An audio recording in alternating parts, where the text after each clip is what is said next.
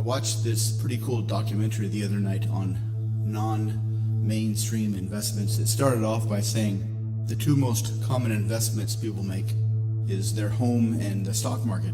And for most people, their biggest investment is going to be their home. This already indicates that most people, when they invest in something, it's not just a pure monetary decision. They don't buy something without really knowing what it is, without really caring what it is, only hoping that it will go up in value. People invest in things for a lot of different reasons besides because they hope they will financially benefit. The first example of a non-kind of mainstream investment is fine art.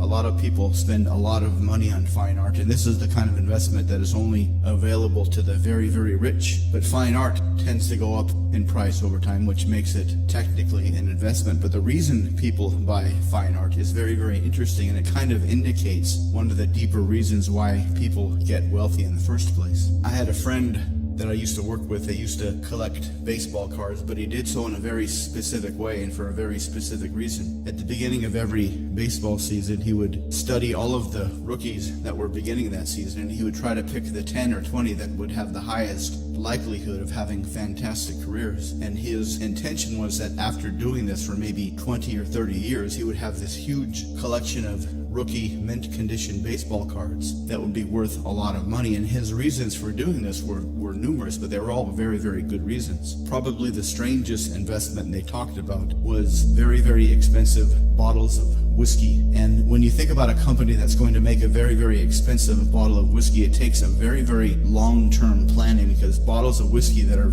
worth millions of dollars are usually 50 years old at least. And for a company to make a limited edition batch of whiskey takes a serious amount of long-term planning. You have to have a business that's been around for a while, and you have to have a business that you expect will be around for a while, because you have to consciously decide to make a specific batch of whiskey, let it age for 50 years in those big wooden casks, bottle it in a very limited edition, and then sell it. The idea being that if you can sell your whiskey brand in a limited edition 50-year-old bottle for millions of dollars, that will do a lot for your kind of brand awareness. And this kind of indicates the one thing that is common among all wealthy people, especially the wealthy people that invest in these very strange investments. That is one of the main reasons people get wealthy. One of the main personality traits common to all these people that invest in these very, very wealthy elite style investments is they have very long range planning skill. And if you have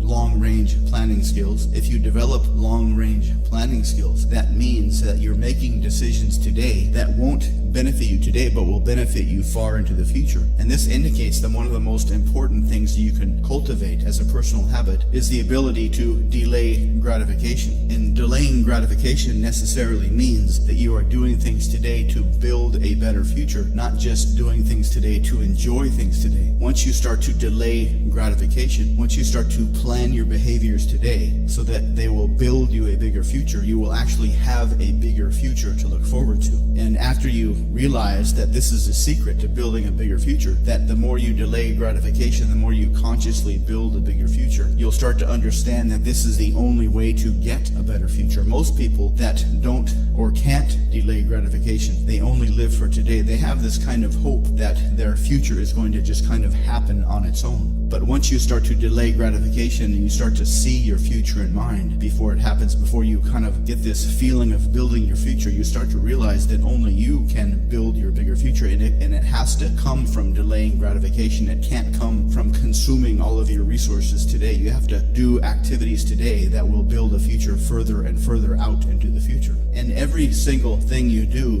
to delay gratification will help, because delayed gratification, or the ability to delay gratification, is one of the traits that will shift from area to area. For example, if you start to delay gratification by going to sleep earlier, that ability will bleed over into other areas of your life, other financial areas or planning areas or learning skills areas. And once you start to do this, once you start to plan your behaviors today that will benefit your future out into the far distance as far as you can see, you will start to leave behind all the people that only plan and live for today. And this is the one reason why wealthy people become so wealthy, because they have been doing this for such a long time. It's not something that you can see for a few weeks and then copy it. It's a skill that you have to cultivate and then build over several years. There is nothing that is more beneficial than delaying gratification that will build a prosperous future. The interesting thing about investing in bottles of whiskey is it's an investment that you can never really enjoy. I mean, you can look at your bottle of whiskey on the shelf, you can show off your bottle of whiskey to your friends, but you can never taste it, so you can never truly enjoy your investment. And if my friend eventually gets enough baseball cards that he's a millionaire, he will pass that on to his son, and that's one of the reasons he's doing that, is he's spending his time as well as his money to hopefully build up a very, very